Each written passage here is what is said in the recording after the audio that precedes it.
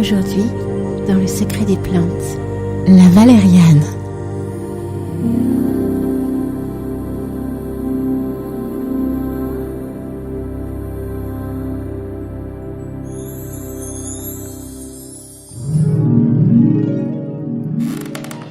Bon bah, nous y voilà.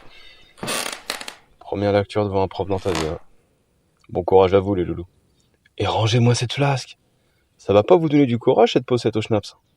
Ouais, faut bien s'éclaircir la voie un minimum. Et hop, direction le gosier. Descente sans rappel et sans les mains. Merci monsieur dame. Dernière fois que je vous fais découvrir la cave. Merde! On a oublié Robert là-bas. Oh, de toute façon, il a le double des clés. Psst, les loulous, c'est qui ce type déguisé en Senseiya avec un masque de bioman? Mais il s'entraîne à quoi faire là? Un Kamehameha? Étrange, non? Vous lui avez annoncé comment le thème de la chronique du secret des plantes? Bah tout simplement. Parrain, tu vas adorer Zillion. On va parler de valériane. Eh ben tout s'explique. Génération Club Dorothée. Il se prend pour Bernard Minet. Tu sais, le fiancé de Valériane dans Les Musclés. Va vraiment falloir qu'on améliore notre communication. Par contre, qui pour lui annoncer du coup? Description. La valériane est une plante herbacée vivace avec un rhizome vertical gris-jaune et de longues racines épaisses. Sa tige cylindrique, creuse et cannelée, atteint de 40 cm à 2 mètres. Les feuilles, opposées et divisées en folioles, mesurent de 15 à 35 cm. Ces petites fleurs blanches rosées, visibles de mai à août, sont mellifères. Son fruit, quant à lui, est ovale avec une aigrette plumeuse. Habitat. La valériane, Valeriana officinalis, est originaire d'Europe et d'Asie, mais elle est aussi naturalisée dans d'autres régions du monde. Dans les zones tempérées, elle prospère, préférant des climats modérés sans extrême de température. Elle aime les sols humides, bien drainés et riches en matière organique, souvent trouvés près des rivières et des ruisseaux. La valériane s'épanouit sous le soleil ou à mi-ombre, mais préfère une bonne exposition à la lumière pour une croissance optimale. Elle peut pousser à diverses altitudes, mais se trouve principalement dans les plaines et les collines. Dans son habitat naturel, on la rencontre dans les prairies, les bois clairs, les bords de route et les friches, des milieux où la concurrence végétale n'est pas trop intense.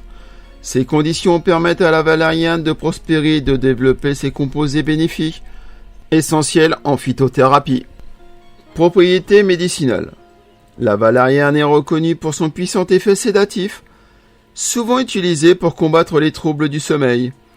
Cet usage est soutenu par les autorités de santé telles que l'Organisation mondiale de la santé, OMS, l'Agence européenne du médicament, EMA. Sa racine, à l'odeur caractéristique, est la partie la plus utilisée en phytothérapie. Somnifère et sédatif, la valériane est principalement utilisée pour favoriser l'endormissement et améliorer la qualité du sommeil. Elle agit en douceur sur le système nerveux central, en calmant l'anxiété, la nervosité, qui peuvent perturber le sommeil. Relaxante, elle aide à réduire le stress et la tension nerveuse. Elle est particulièrement utile en cas d'excitation, d'irritabilité, d'angoisse ou de palpitation. Analgésique, cette plante peut soulager les douleurs d'origine nerveuse, telles que les maux de tête, les migraines, les douleurs musculaires et les crampes menstruelles. Antispasmodique, elle est également utilisée pour détendre les muscles spasmodiques en cas de troubles digestifs, de coliques ou de règles douloureuses. Il est important de noter que la valériane est généralement bien tolérée, mais peut provoquer maux de tête, troubles digestifs ou somnolence chez certaines personnes. Il est déconseillé de l'utiliser pendant la grossesse et l'allaitement. Elle ne doit pas être prise en association avec des médicaments sédatifs ou hypnotiques. Avant d'utiliser la valériane, il est important de consulter un médecin ou un pharmacien, surtout si vous prenez d'autres médicaments. Propriété magique. Dans le nord de l'Europe, on lui attribue le pouvoir de chasser les elfes. En Rhénanie, on appelle une variété de valériane, la Valeriana saltica, Wildefraulenkreuz, c'est-à-dire herbe de la femme sauvage. On racontait autrefois que celui qui portait cette herbe, glissée dans ses bras, ne manquerait pas de rencontrer cette fée sylvestre. en général bienfaisante, bien que ces méfaits aient été signalés dans les quelques localités avoisinantes. Dans la campagne bolognaise, en Italie, on pensait qu'il y avait une valériane mâle et une valériane femelle qui présidaient ensemble au rituel de divination. Les devins de village engageaient en conséquence ceux qui désiraient consulter les augures à faire une généreuse aumône au valérian en même temps qu'à la valériane. La valériane fortifie l'esprit contre les énergies étrangères et les forces néfastes, dissipant la peur de l'obscurité. Elle apaise les angoisses liées aux superstitions, éliminant ainsi la peur de la peur elle-même. En harmonisant pensée et sentiments, elle éclaire nos zones d'ombre d'une lumière nouvelle.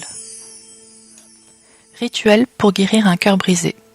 Pour cesser de pleurer quand votre amour vous a laissé et vous permettre d'aller de l'avant. Ce dont vous avez besoin. 2 chandelles, une noire et une blanche.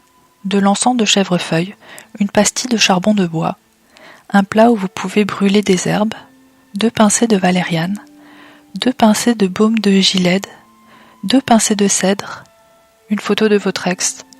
Oui, il va falloir la recoacher cette satanée photo. Ou sinon vous pouvez prendre un morceau de papier sur lequel vous avez inscrit son nom. Voici le rituel. Allumez la chandelle noire et l'encens, puis allumez un charbon de bois dans votre plat et faites-y brûler une pincée de chacune des herbes.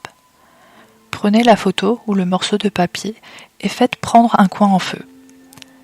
Laissez tomber dans le plat et versez-y l'autre pincée des herbes en disant « Nos amours sont morts, qu'il en soit ainsi. De mon cœur je t'expire, tu n'existes plus.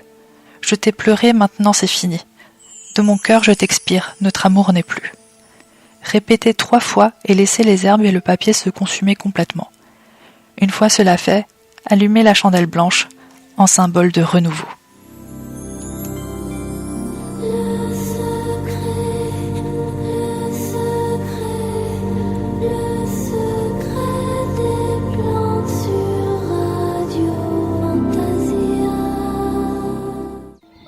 Légende, superstition et Bernard Minet, enquête exclusive.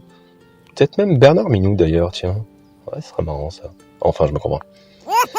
Il est dit qu'aucun homme ne peut résister à une femme ayant dissimulé de la valériane dans ses sous-vêtements, selon une croyance galloise. Les chats, eux aussi, sont irrésistiblement attirés par cette plante aux fleurs roses ou blanches, d'où son surnom d'herbe au chat. Autrefois, on croyait que présentée à une personne en état d'hypnose, la valériane pouvait la faire agir comme un félin. Elle se mettait à 4 pattes, miaulait et griffait. Et merde, ça marche en plus. Le saviez-vous ? La contribution de ces racines au bien-être de l'humanité souffrante a fait attribuer son nom à cette plante du latin valeo, être en bonne santé. Conclusion. Voilà encore un dilemme à résoudre. Doit-on avouer à notre cher Hésilion la jeunesse de notre chronique ? Cet univers qui est bien loin de notre enfance, bercé par le Club Dorothée.